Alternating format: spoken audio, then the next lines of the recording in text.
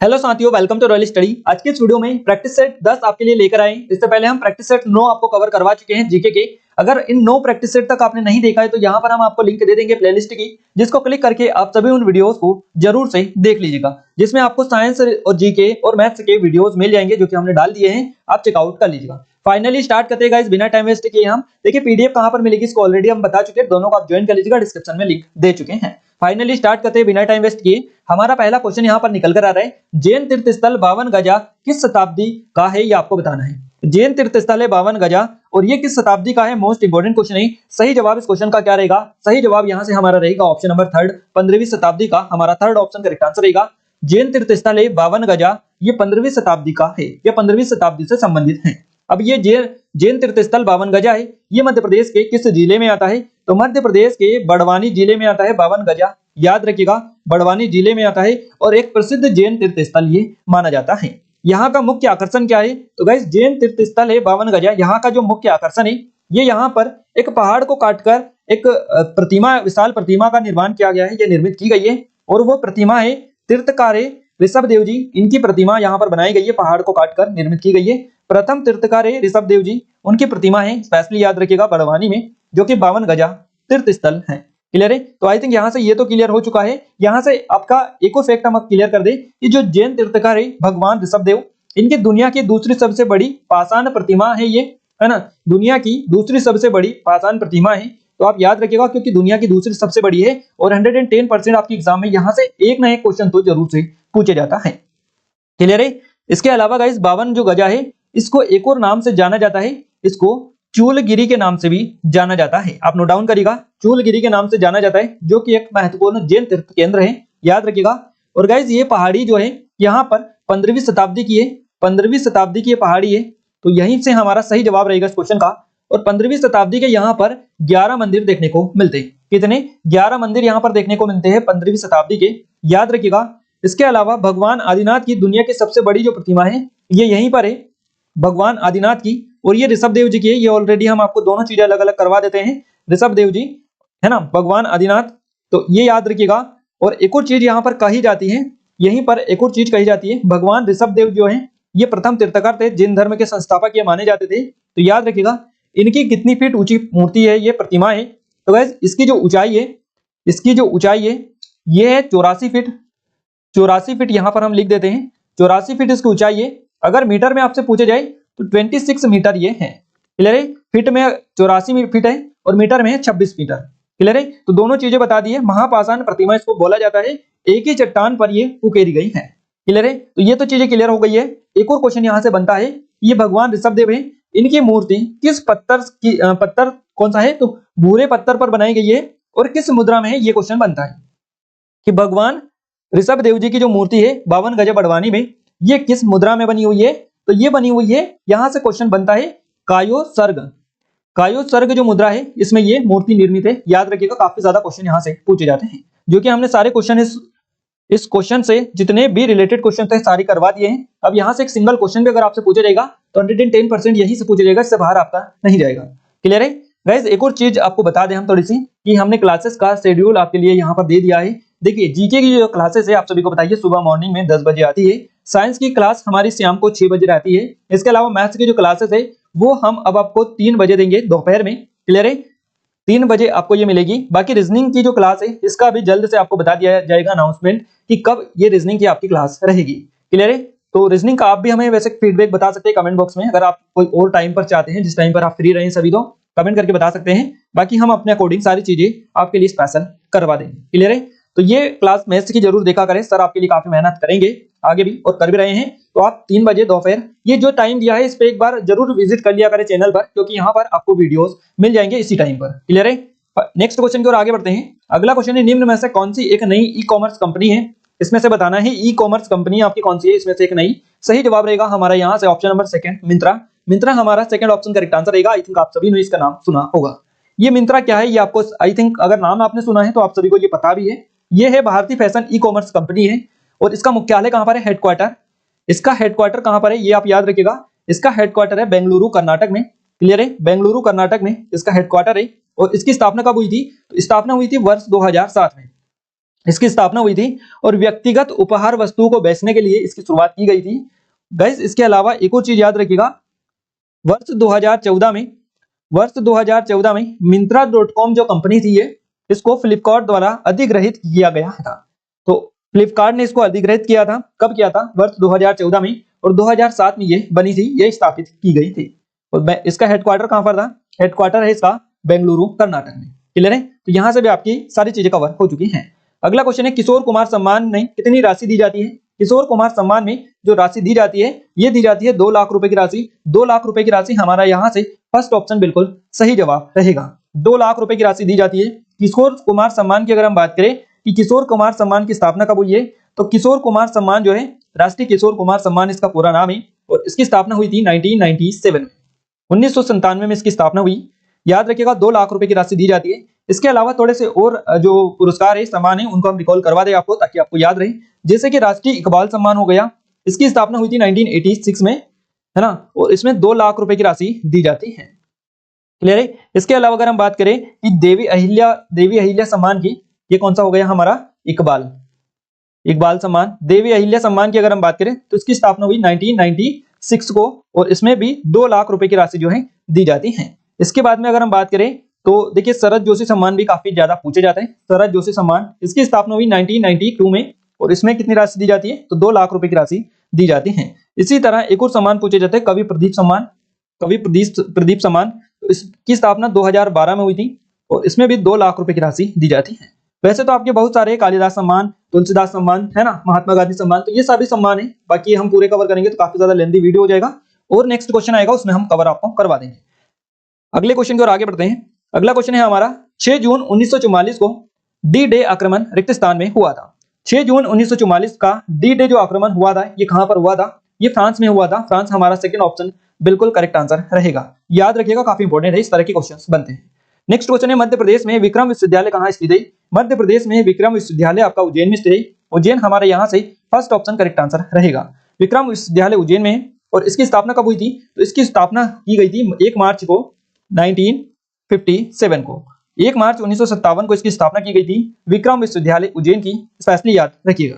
Guys इसके अलावा भी काफी और चर्चित विश्वविद्यालय है मध्य प्रदेश में, जो कि सबसे ज्यादा पूछे जाते हैं। देखिए इसमें से ही एक सबसे ज्यादा पूछे जाने वाला विश्वविद्यालय हम आपको कवर करवा दें, डॉक्टर हरि सिंह गौर विश्वविद्यालय। हरि सिंह गौर विश्वविद्यालय की से रिलेटेड आपकी एग्जाम में ऐसी कोई एग्जाम नहीं होती जहां पर हरि सिंह गौर से रिलेटेड एक क्वेश्चन नहीं बनता है। इनसे विद्यालय से या इनसे और किसी चीज से रिलेटेड क्वेश्चंस पूछे जाते हैं, पर पूछा ही जाता है। क्लियर है? तो ये जो हरि सिंह गौर विश्वविद्यालय है, ये आपका सागर में स्थित है, मध्य प्रदेश के सागर में स्थित है ये आपका, और इसे सागर विश्वविद्यालय के नाम से भी जाना जाता है। इसकी स्थापना कब हुई? तो इसकी स्थापना की गई थी, देखिए इसकी स्थापना हरि सिंह गौर ने की थी। और गाइस इसके अलावा एक और चीज यहां से बनती है कि ये जो है हरि सिंह गौर ने इसकी स्थापना की थी, पर 18 जुलाई को 1946 को निजी पूंजी से इन्होंने इसकी स्थापना की थी। हरि सिंह गौर ने अपनी निजी पूंजी से इस विश्वविद्यालय की स्थापना की थी 18 जुलाई 1946 को, याद रखिए।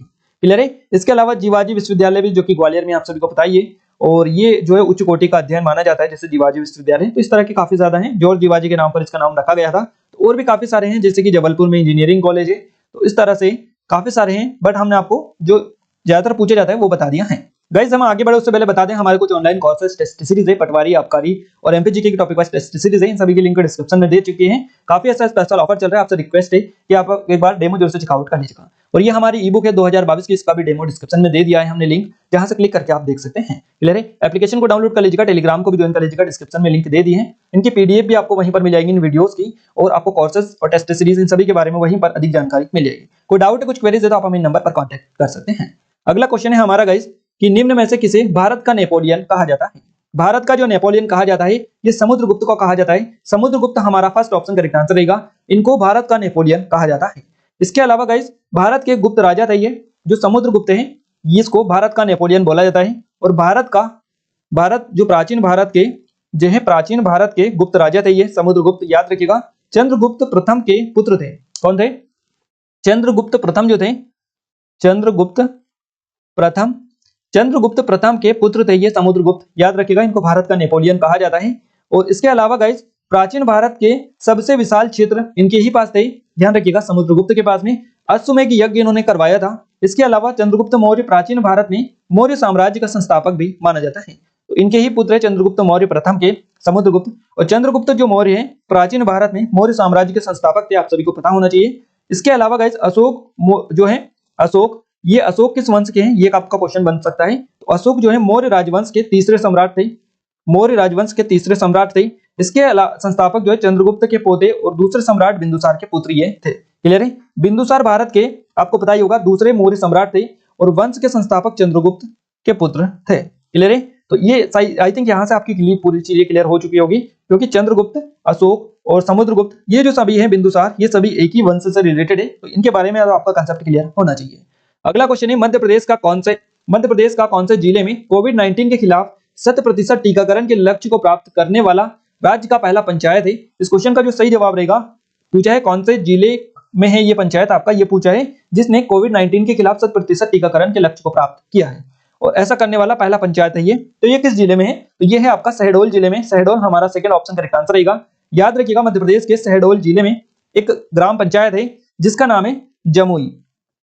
ये जमुई ग्राम पंचायत है, इसने कोरोना वायरस के खिलाफ 100% टीकाकरण का लक्ष्य हासिल किया है, और ये ऐसा करने वाली राज्य की पहली पंचायत बन गई है। तो मध्य प्रदेश की पहली पंचायत है ये ग्राम पंचायत। याद रखिएगा कोविड-19 के खिलाफ टीकाकरण के लक्ष्य को प्राप्त करने वाली पहली ग्राम पंचायत ये बनी है कोविड-19 के खिलाफ। तो शहडोल जिले में ये आती है, इसलिए ये क्वेश्चन आपका पूछा गया है।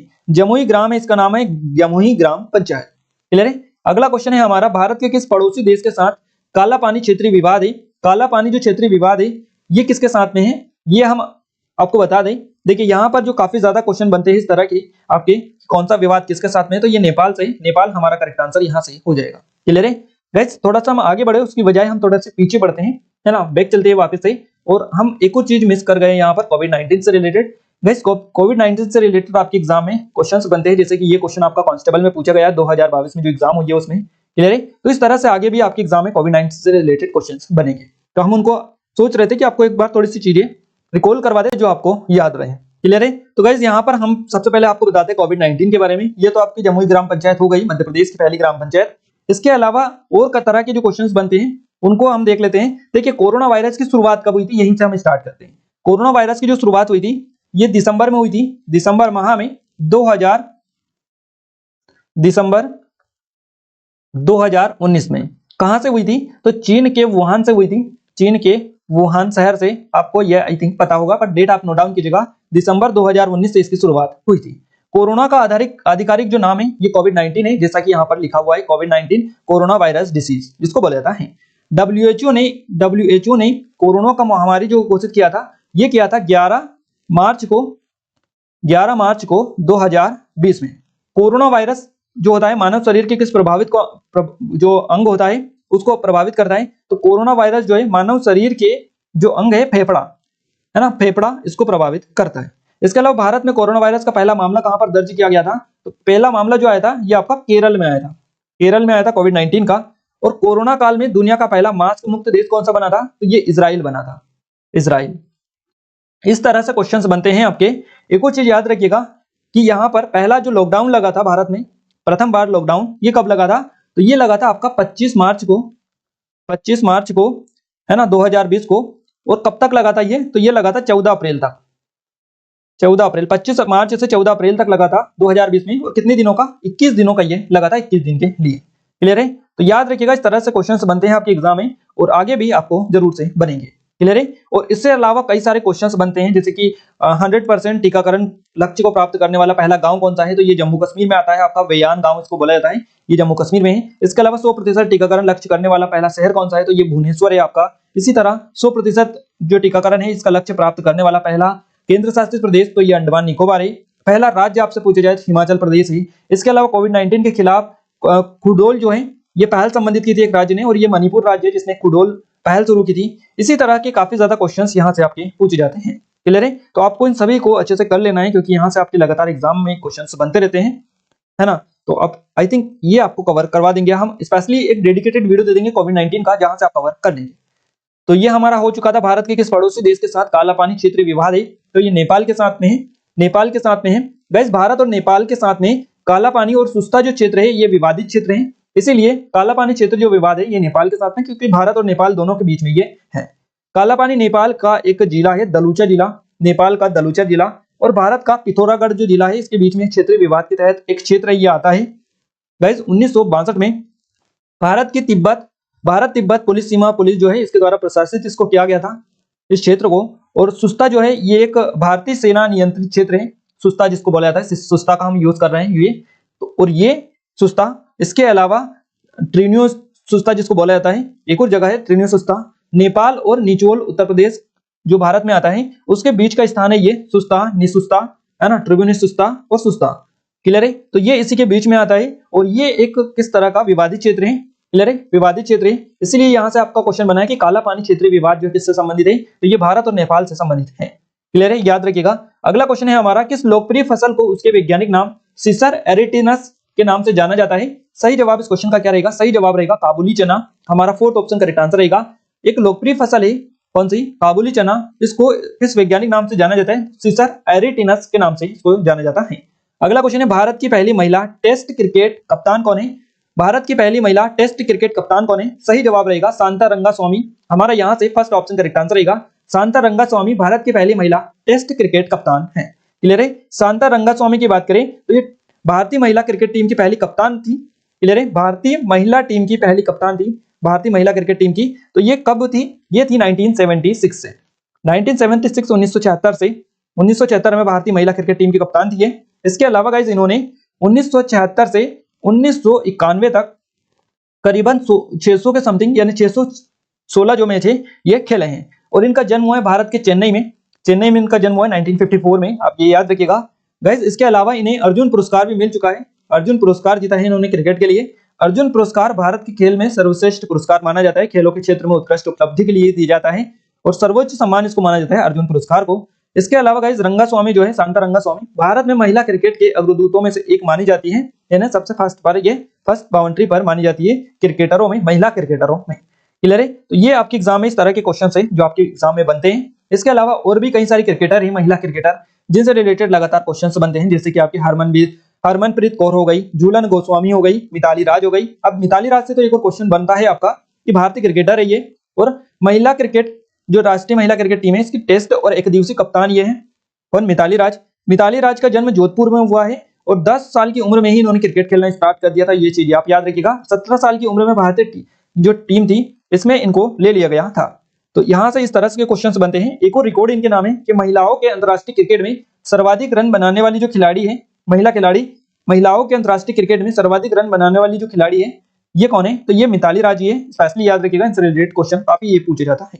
क्लियर है, इसके अलावा झूलन गोस्वामी के नाम पर एक रिकॉर्ड बना हुआ है कि दुनिया में महिला एक दिवसीय में विकेट लेने वाली टीम के प्रमुख है ये झूलन गोस्वामी। क्लियर है, तो याद रखिएगा। और एक जो रिकॉर्ड है ये हरमनप्रीत कौर के नाम भी है। इनके नाम कौन सा है कि गाइस महिलाओं की T20 यानी महिलाओं की 20 अंतरराष्ट्रीय मैचों में शतक बनाने वाली पहली महिला है ये हरमनप्रीत कौर, इनका नाम स्पेशली याद रखिएगा, है ना।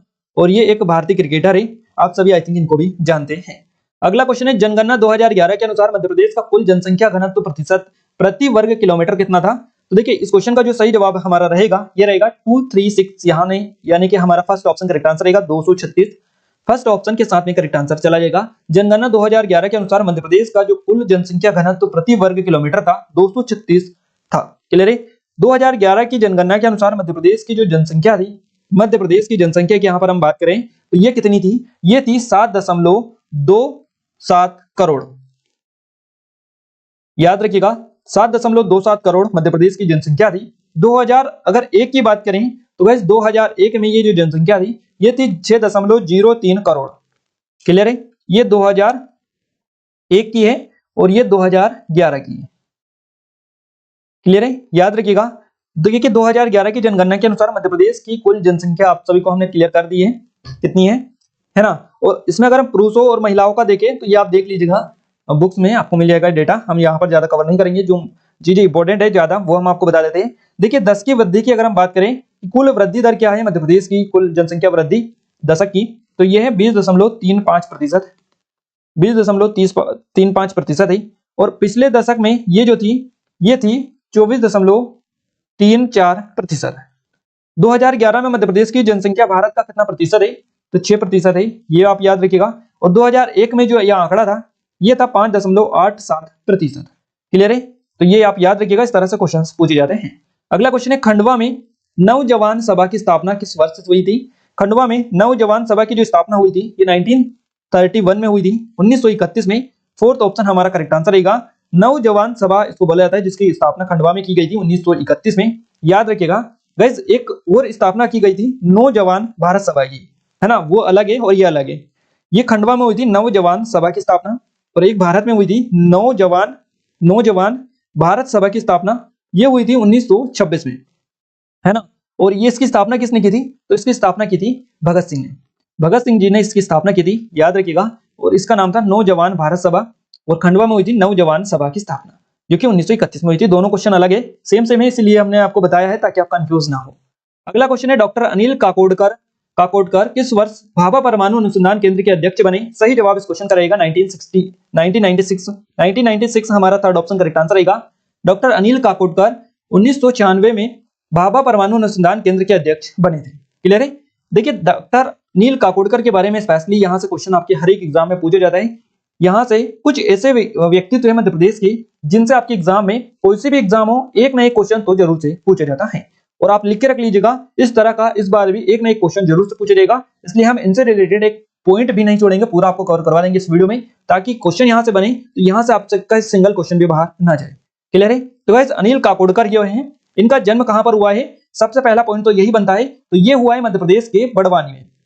अभी हमने पहला क्वेश्चन इस वीडियो में कवर किया था बड़वानी 52 गज के लिए स्पेशली, वही बड़वानी वापस से आ गया है। उसी बड़वानी में डॉक्टर अनिल काकोडकर का जन्म हुआ है, बड़वानी में। क्लियर है। डेट अगर आपसे पूछी जाए कि कब हुआ है, तो इनका जन्म हुआ है 11 नवंबर को 1943 में। तो ये आप नोट डाउन कीजिएगा। और भारतीय परमाणु भौतिक विज्ञानी है, यांत्रिक अभियंता है ये। क्लियर है। इसके अलावा गाइस, यहाँ पर काफी सारे पदों पर वैसे ये रह चुके हैं और काफी सारे सम्मान भी इनको दिए जा चुके हैं। क्लियर है। तो हम 1 to 1 आते हैं। पहले हम स्टार्टिंग से कवर करते हैं। बड़वानी में इनका जन्म हुआ 11 नवंबर 1943 को। क्लियर है। भारतीय परमाणु भौतिक विज्ञान है और यांत्रिक अभियंता ये है। इसके अलावा यहाँ पर अगर हम जाएं कि क्या क्या ये अभी तक रहे हैं। क्लियर है। तो गाइस, एक डेट आप याद रखिएगा, नवंबर 2009 तक ये जो है भारत के परमाणु ऊर्जा आयोग के अध्यक्ष रहे। भारत के परमाणु ऊर्जा आयोग के अध्यक्ष रहे नवंबर 2009 तक। क्लियर है। इसके अलावा भारत सरकार के परमाणु जो ऊर्जा विभाग है, इसके सचिव भी ये रहे थे। क्लियर है। और इसके पहले की अगर हम बात करें थोड़ी सी और, 1996 है ना, 1996 से 2000 के बीच की अगर हम बात करें, 1996 से 2000 के बीच की, तो इसमें ये भाभा परमाणु अनुसंधान केंद्र, जैसा कि क्वेश्चन हमसे पूछा है, तो भाभा परमाणु अनुसंधान केंद्र के निदेशक ये थे। क्लियर है। तो याद रखिएगा 1996 से 2000 के बीच में ये अध्यक्ष निदेशक रहे हैं भाभा परमाणु अनुसंधान केंद्र के। क्लियर है। इसके अलावा भारतीय जो रिजर्व बैंक है, आरबीआई के भी निदेशक ये रह चुके हैं। क्लियर है। इसके अलावा अगर इनसे रिलेटेड सम्मानों की बात करें कि इनको कौन कौन से सम्मान दिए जा चुके हैं, तो गाइस इनको पद्मश्री, पद्म भूषण और पद्म विभूषण तीनों सम्मान मिल चुके हैं। कौन कब मिला है हम आपको कवर करवा दें। तो देखिए, पद्मश्री की अगर हम बात करें तो पद्मश्री दिया गया है 1998 में। क्लियर है। इसके अलावा भूषण की बात करें, पद्म भूषण की, तो पद्म भूषण इनको दिया गया है 1999 में, है ना। और पद्म विभूषण की अगर हम बात करें, पद्म विभूषण की, तो ये वर्ष 2009 में इनको दिया गया है, वर्ष 2009 में। तो 1998 पद्मश्री, पद्म भूषण 99 और विभूषण 2009 में। ये आप एक एक चीज कवर कीजिएगा, क्योंकि यहां से आपका अगर इनसे क्वेश्चन बनेगा तो आपका एक सिंगल क्वेश्चन भी बाहर नहीं जाएगा। अगला क्वेश्चन है, मध्य प्रदेश राज्य के राज्यों की परिषद में कितनी सीटें हैं? मध्य प्रदेश राज्य के राज्यों की परिषद में जो सीटें हैं, इनकी संख्या 11 है। 11 यहां से हमारा सेकंड ऑप्शन बिल्कुल सही जवाब रहेगा। नेक्स्ट क्वेश्चन की ओर आगे बढ़ते हैं। अगला क्वेश्चन है, कौन से गुप्त शासक ने सर्वप्रथम महाराजाधिराज की उपाधि धारण की थी? तो देखिए, गुप्त शासक थे जिन्होंने महाराजाधिराज की उपाधि धारण की थी, तो कौन से थे ये? इनका नाम है चंद्रगुप्त प्रथम। चंद्रगुप्त प्रथम यहां से हमारा ऑप्शन नंबर सेकंड बिल्कुल सही जवाब रहेगा। चंद्रगुप्त जो प्रथम है, इन्होंने महाराजाधिराज की उपाधि धारण की थी। गुप्त शासक ये थे, सर्वप्रथम महाराजाधिराज की उपाधि धारण इन्होंने की थी, चंद्रगुप्त प्रथम ने।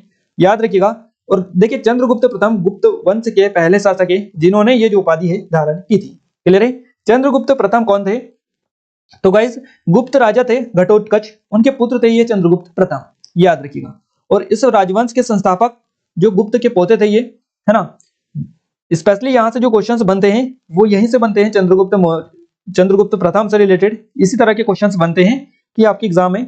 क्लियर है। एक और यहाँ से इनसे रिलेटेड एक और क्वेश्चन पूछा जाता है कि देखिए चंद्रगुप्त जो प्रथम थे, इन्होंने लिच्छवी राजकुमारी थी, है ना, कुमार देवी, इनसे विवाह किया था। तो इस तरह से भी एक क्वेश्चन आपकी एग्जाम में पहले भी पूछा जा चुका है।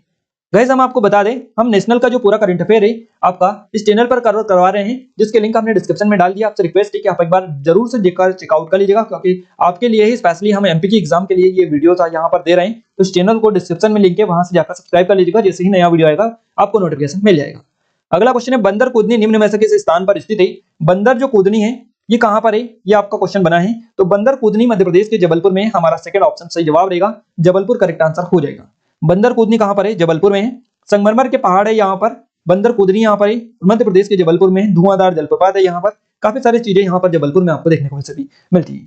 गाइस इस स्थान पर अगर हम बंदर कूदनी वाले स्थान पर बात करें तो सीधी और ऊंची चट्टानों एक दूसरे के विपरीत है और बहुत निकट है, और नीचे से जो है ये काफी जगह रहती है, तो उसमें से पानी निकल जाता है, उसी जगह को बंदर कूदनी बेसिकली बोला जाता है।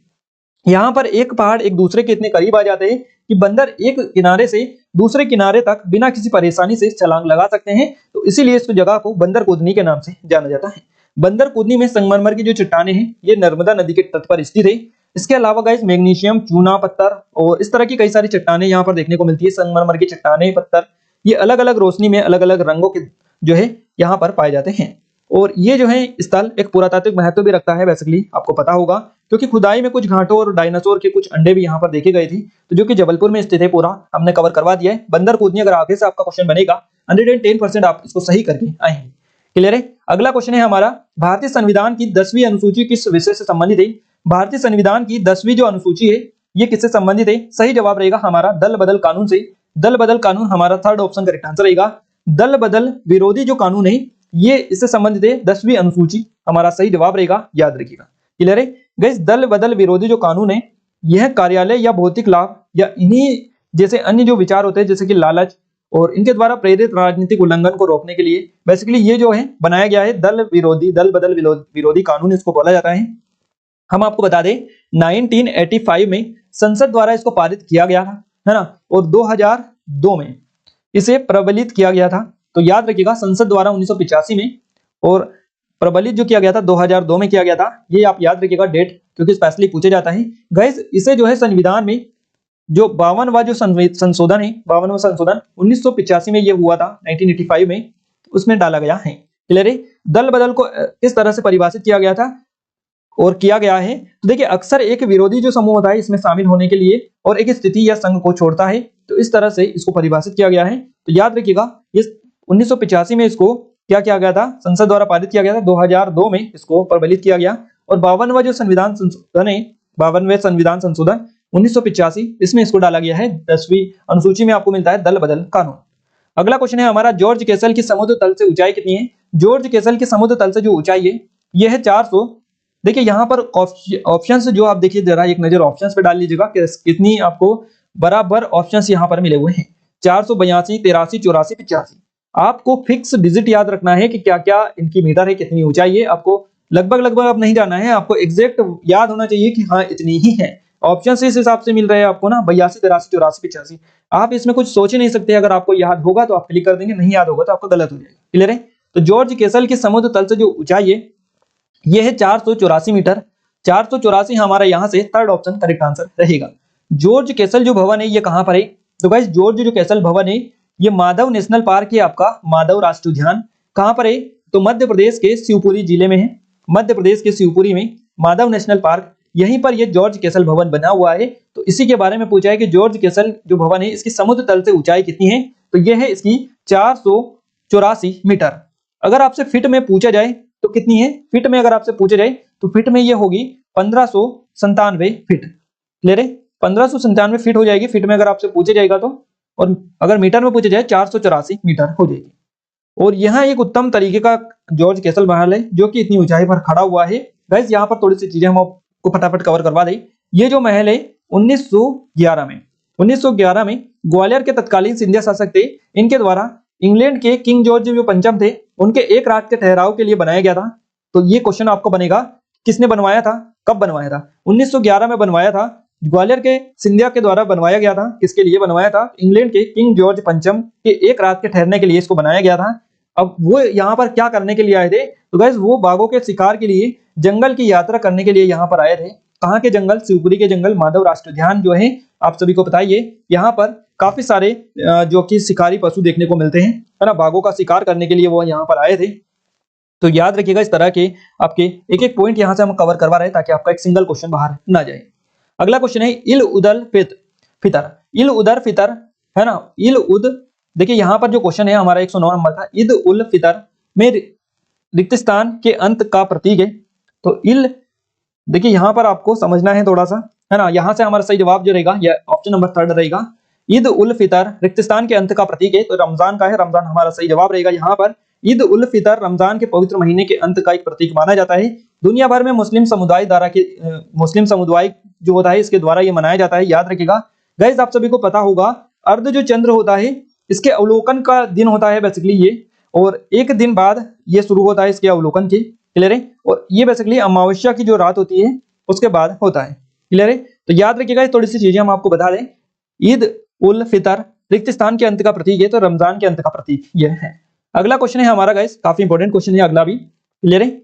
अगला क्वेश्चन है, अगला 110 नंबर क्वेश्चन है हमारा, मध्य प्रदेश में विश्व का सबसे बड़ा तैरता हुआ सोलर पार्क कहाँ बनाया जा रहा है? मध्य प्रदेश में ये बनाया जा रहा है और मध्य प्रदेश में विश्व का सबसे बड़ा है, इसलिए क्वेश्चन काफी ज्यादा इंपॉर्टेंट हो जाएगा, क्लियर है। मध्य प्रदेश में विश्व का सबसे बड़ा तैरता हुआ जो सोलर पार्क बनाया जा रहा है, ये बनाया जा रहा है मध्य प्रदेश के ओमकारेश्वर में। ओमकारेश्वर आता है मध्य प्रदेश के खंडवा जिले में। अगर ऑप्शन में आपको खंडवा भी दे रखता तो आपका सही जवाब खंडवा ही होता, क्लियर है। तो हमारा यहाँ से ऑप्शन नंबर 3 इस क्वेश्चन का बिल्कुल सही जवाब रहेगा। आप याद रखिएगा, काफी इंपॉर्टेंट क्वेश्चन है और इस तरह के क्वेश्चन आपके एग्जाम में 110% बनते हैं और इस तरह के क्वेश्चन आपके आगे भी पूछे जाए, याद रखिएगा, क्लियर है। गाइस ये खंडवा में दुनिया का सबसे बड़ा तैरता हुआ संयंत्र है। तो याद रखिएगा 2022-23 तक, 2022 और 23 तक 600 मेगावाट बिजली पैदा ये करेगा। याद रखिएगा 2022 तक 600 मेगावाट बिजली पैदा ये करेगा, है ना। 600 मेगावाट की बिजली पैदा इसके द्वारा की जाएगी। और इसके अलावा एक और अनुमानित लागत की अगर हम बात करें तो इसकी अनुमानित जो लागत है यह है 3000 करोड़ रुपए, क्लियर है। याद रखिएगा काफी ज्यादा यहाँ से क्वेश्चन बनेगा क्योंकि विश्व का है, दुनिया की सबसे बड़ी तैरती सौर ऊर्जा परियोजना एक तरह से है। बिजली उत्पादन की जो क्षमता है ये बढ़ाने और बिजली की समस्याओं को दूर करने के लिए बेसिकली ये प्रोजेक्ट जो है मध्य प्रदेश में लगाया गया है। अगला क्वेश्चन है मध्य प्रदेश ने अपने बजट का कितना प्रतिशत बजट 2021-22 में शिक्षा पर आवंटित किया था? सही जवाब इस क्वेश्चन का क्या रहेगा? सही जवाब रहेगा 17%। 17% हमारा फर्स्ट ऑप्शन का करेक्ट आंसर रहेगा। अगला क्वेश्चन है हमारा, निम्न में से किस किले को दक्षिण भारत का प्रवेश द्वार कहा जाता है? देखिए दक्षिण भारत का जो प्रवेश द्वार कहा जाता है ये असीरगढ़ के किले को कहा जाता है। असीरगढ़ का किला हमारा यहाँ से फर्स्ट ऑप्शन करेक्ट आंसर रहेगा। गाइस निम्न में से किस किले को दक्षिण भारत का प्रवेश द्वार कहा जाता है? इस तरह से क्वेश्चन बने तो आपका असीरगढ़ का किला सही जवाब रहेगा। और क्वेश्चन एक तरह से और बनता है, यही क्वेश्चन एक अलग फॉर्मेट में पूछा जाता है आपका कि बताइए दक्षिण भारत का प्रवेश द्वार किसे कहा जाता है? यहीं से आपका दे देगा दक्षिण भारत का प्रवेश द्वार किसे कहा जाता है। तो उस फॉर्मेट में आपके अलग अलग जिले दे रखते हैं या तो उसमें आपका बुरहानपुर आपका सही जवाब होता है, क्लियर है। बट यहाँ पर हमसे पूछा है किस किले को कहा जाता है, तो असीरगढ़ किले को कहा जाता है क्योंकि असीरगढ़ का जो किला आता है ये आपका बुरहानपुर जिले में ही आता है, क्लियर है। याद रखिएगा बुरहानपुर को थोड़ा सा कवर करवा दे, देखिए असीरगढ़ किले को कवर करवा दे। असीरगढ़ का जो किला है बुरहानपुर में है और इसका निर्माण आशा अहिर ने करवाया था। आशा अहिर ने इसका निर्माण करवाया था, आप नोट डाउन करिएगा और याद भी रखिएगा। बुरहानपुर में ही आप सभी को बताइए नेपा नगर है जहां पर अखबारी कागज का कारखाना है ना, बुरहानपुर में ही है ये आपका। अगला क्वेश्चन है 2020-21 में पेंशन भुगतान में रिक्त स्थान की गिरावट हुई जबकि वेतन भुगतान बजट में संशोधित चरण में रिक्त स्थान बढ़ गया। तो देखिए 2020-21 में पेंशन भुगतान में देखिए यहाँ पर 13% जो है 13% की गिरावट हुई, 13% की गिरावट हुई, जबकि वेतन भुगतान बजट में संशोधित चरण में 10% बढ़ गया। ये आपका सही जवाब रहेगा ऑप्शन नंबर 2 वाला, आप याद रखिएगा। अगला क्वेश्चन है, निम्न में से कौन सा स्थान राजमाता अहिल्या देवी होलकर के साम्राज्य की राजधानी थी? तो सही जवाब इस क्वेश्चन का रहेगा महेश्वर, हमारा फर्स्ट ऑप्शन करेक्ट आंसर रहेगा। देखिए महेश्वर जो है ये स्थान राजमाता अहिल्या देवी होलकर के साम्राज्य की राजधानी थी, हमारा फर्स्ट ऑप्शन करेक्ट आंसर रहेगा। गाइस आप सभी को बताइए मध्य प्रदेश में बेसिकली 2 ही तरह की साड़ियां प्रसिद्ध है, एक है आपकी चंदेरी की साड़ी और दूसरा है आपकी महेश्वरी साड़ियां, याद रखिएगा। तो ये जो महेश्वरी है स्पेशली महेश्वर, यहाँ पर महेश्वरी साड़ियां प्रसिद्ध है और चंदेरी आपको बताइए चंदेरी साड़ियों के लिए प्रसिद्ध है। और ये चंदेरी किस जिले में आता है? तो अशोकनगर जिले में आता है। अशोकनगर जिले में आता है, आप सभी को ये पता होना चाहिए, जिसको गुना से अलग करके बनाया गया है। नेक्स्ट क्वेश्चन है, निम्न में से विश्व का सबसे बड़ा हथियार निर्यातक देश कौन सा है? तो विश्व का सबसे बड़ा हथियार निर्यातक जो देश है ये अमेरिका है। अमेरिका हमारा फर्स्ट ऑप्शन के साथ में सही जवाब चला जाएगा। नेक्स्ट क्वेश्चन है, मनोरंजन में उत्कृष्ट उपलब्धि के लिए सलमान खान को किस वर्ष में राजीव गांधी पुरस्कार से सम्मानित किया गया था? राजीव गांधी पुरस्कार जो दिया गया था सलमान खान को मनोरंजन में उत्कृष्ट उपलब्धि के लिए, ये 2008 में दिया था। 2008 हमारा सेकंड ऑप्शन सही जवाब रहेगा। अगला क्वेश्चन है, अरुणा आसफ अली निम्न में से किस आंदोलन से जुड़ी थी? अरुणा आसफ अली जो जुड़ी थी इसमें से भारत छोड़ो आंदोलन से जुड़ी हुई थी। भारत छोड़ो आंदोलन हमारा सेकंड ऑप्शन करेक्ट आंसर रहेगा। नेक्स्ट क्वेश्चन है, नासिर अमीनुद्दीन डागर का जन्म कहां हुआ था? नासिर अमीनुद्दीन डागर का जो जन्म हुआ था ये इंदौर में हुआ था। इंदौर सेकंड ऑप्शन के साथ में करेक्ट आंसर जाएगा। और इंदौर के बारे में तो कई सारी चीजें ऑलरेडी हम आपको कवर करवा चुके हैं, आगे भी आपको कवर करवाते रहेंगे। अगला क्वेश्चन है हमारा, रिक्तिस्तान के तहत तुर्क साम्राज्य में कंस्टेंटिनोपल पर विजय प्राप्त की। देखिए कॉन्स्टेंटिनोपल पर जो विजय प्राप्त की थी तुर्क साम्राज्य में, ये किसके तहत की थी? तो सही जवाब रहेगा मोहम्मद सेकंड या मोहम्मद द्वितीय, आप इनको बोल सकते हैं। मोहम्मद सेकंड मोहम्मद द्वितीय के तहत तुर्क साम्राज्य में कॉन्स्टेंटिनोपल पर विजय प्राप्त की है। क्लियर है। अगला क्वेश्चन है, मध्य प्रदेश राज्य कृषि विपणन बोर्ड किस वर्ष से कार्यरत है? मध्य प्रदेश राज्य कृषि विपणन जो बोर्ड है ये वर्ष 1993 से, माफ कीजिएगा 1973 से ये कार्यरत है। 1973 यानी 1973 आपका थर्ड ऑप्शन बिल्कुल सही जवाब रहेगा। मध्य प्रदेश राज्य कृषि विपणन जो बोर्ड है ये 1973 से आपका कार्यरत है, याद रखिएगा। क्लियर है। तो इस तरह के क्वेश्चंस यहाँ से बनते हैं आपके, और इस वीडियो में हमने कंप्लीटली आपको पूरा बताने की कोशिश की है कि किस तरह से आपके एग्जाम में क्वेश्चंस बनते हैं और किस तरह से हम आपको कवर करवा रहे हैं। आई थिंक अब तो आपको बिलीव हो चुका होगा गाइस कि यहाँ से जो सीरीज हम कवर कर रहे हैं आपका एक सिंगल क्वेश्चन भी बाहर नहीं जाने देंगे, क्योंकि इस तरीके से हम करवा रहे हैं आपको। और आप बिल्कुल विश्वास रखिएगा, हम आपके लिए स्पेशल प्लानिंग कर रहे हैं और भी जल्द से। देखिए आपकी मैथ्स की स्पेशल क्लासेस हमने आपके कहने पर स्टार्ट करवा दिए। देखिए यहाँ पर जो भी स्टार्ट हो रहा है वो आपके कहने पर हो रहा है। रीजनिंग की भी जल्द क्लास आपके लिए स्टार्ट हम करवा देंगे। क्लियर है। साइंस और जीके की क्लास कंटिन्यू चली रही है। इसके अलावा एक और चीज हम आपको बता देगा, इस आपका इसमें जो भी इंपॉर्टेंट टॉपिक है जो कि आपके कांस्टेबल के टाइम पर पूछा गया था वो टॉपिक हम आपको स्पेशली अब स्टार्ट करवाने वाले हैं। मुश्किल से 5 से 10 मिनट का वीडियो रहेगा, जो कि इस तरह से एमसीक्यू फॉर्मेट में नहीं रहेगा, वो पूरी डिटेल के साथ में रहेगा। यानी कि डिटेल इस तरह से रहेगी उसमें कि आपका टाइम वेस्ट ना होगा। यहाँ पर क्वेश्चन पूछा है और उसके जस्ट नीचे आंसर आपको मिल जाएगा, या फिर हम थोड़ा सा डिटेल उसके बारे में बता देंगे। कोई टॉपिक अगर रहेगा तो उसके बारे में पूरे पॉइंट लिख देंगे, 1 से 10 पॉइंट, जितने भी पॉइंट उसके होंगे। तो उस तरह से हम आपको करवाएंगे ताकि आपका ज्यादा टाइम वेस्ट ना हो, सीधे सीधे आपको सही जवाब उसका पता चल जाए और पूरी डिटेल आप अच्छे से कवर उसकी कर लें। क्लियर है। तो बस आप बिलीव बनाई रखिएगा और सपोर्ट करते रहिएगा। आपको यहाँ पर हर एक चीज मिलेगी जो आपके लिए सबसे ज्यादा जरूरी होगी। पूरा पेड कंटेंट जो है आपको फ्री ऑफ कॉस्ट हम प्रोवाइड करेंगे। बिल्कुल आप यहाँ पर सपोर्ट करते रहिएगा। गाइस यहाँ पर हम आपको करंट अफेयर देखिए कवर करवा रहे हैं। करंट अफेयर हमने डाला हुआ है ऑलरेडी भी, और टेस्ट सीरीज में भी आपको कवर हमने करवा दिया है काफी ज्यादा, और भी वहां पर हम डलवा देंगे ताकि आप अच्छे से उसके प्रैक्टिस भी कर लें। टेस्ट सीरीज से काफी अच्छे से प्रैक्टिस आप कर सकते हैं, है ना। इसीलिए हमने पूरा प्रैक्टिस सेट जो है उसमें डाला है, मैथ्स रीजनिंग का, जीके का भी डाल दिया है, साइंस की ई बुक भी उसमें डाल दी है, सारी चीजें प्रैक्टिस सेट वाले हमने पीडीएफ भी डाल दी है उसमें। तो वहां से आप एक एडवांस तरह की तैयारी कर लीजिएगा, क्योंकि प्रैक्टिस जितनी ज्यादा करेंगे उतनी ज्यादा हेल्प आपको मिलेगी। इसके अलावा बुक्स की हेल्प भी लीजिएगा, बुक से भी प्रैक्टिस कीजिएगा, क्योंकि उससे भी काफी ज्यादा हेल्प आपको मिलती है। क्लियर है। तो गाइस ये आई थिंक ये वीडियो आपको अच्छा लगा होगा, और वीडियो के बाद में हमें कमेंट में एक बार कमेंट करके बता दीजिएगा कैसा लगा, क्योंकि आपकी राय भी हमें चाहिए ताकि हमें भी पता चल पाए कि आपको पसंद आ रहे हैं नहीं आ पा रहे हैं। क्लियर है। टेलीग्राम पर और एप्लीकेशन पर दोनों जगह पर इसकी पीडीएफ मिलेगी। आपका आरआरएफसी की स्पेशल टेस्ट सीरीज है, ज्वाइन नहीं किया कर लीजिएगा, काफी स्पेशल ऑफर चल रहा है। कोई डाउट है कुछ क्वेरीज तो आप हमें नंबर पर कांटेक्ट कर सकते हैं। इसके अलावा हमारी पटवारी की आबकारी की एमपी जीके की टॉपिक वाइज टेस्ट सीरीज है, सभी पर काफी स्पेशल ऑफर चल रहा है। एमपी जीके की हमारी एमपी का करंट अफेयर है मध्य प्रदेश का 2022 का, इसके भी डिस्क्रिप्शन में लिंक डाली है, जाकर चेकआउट कर लीजिएगा, एप्लीकेशन को डाउनलोड कर लीजिएगा, टेलीग्राम को भी ज्वाइन कर लीजिएगा। क्लियर है। आई थिंक ये वीडियो आपको पसंद आया होगा। वीडियो को कमेंट करके वीडियो को अपने दोस्तों के साथ शेयर जरूर करें, वीडियो को लाइक जरूर से कर दीजिएगा। तो मिलते हैं हमारे नेक्स्ट वीडियो में, तब तक के लिए जय हिंद, वंदे मातरम।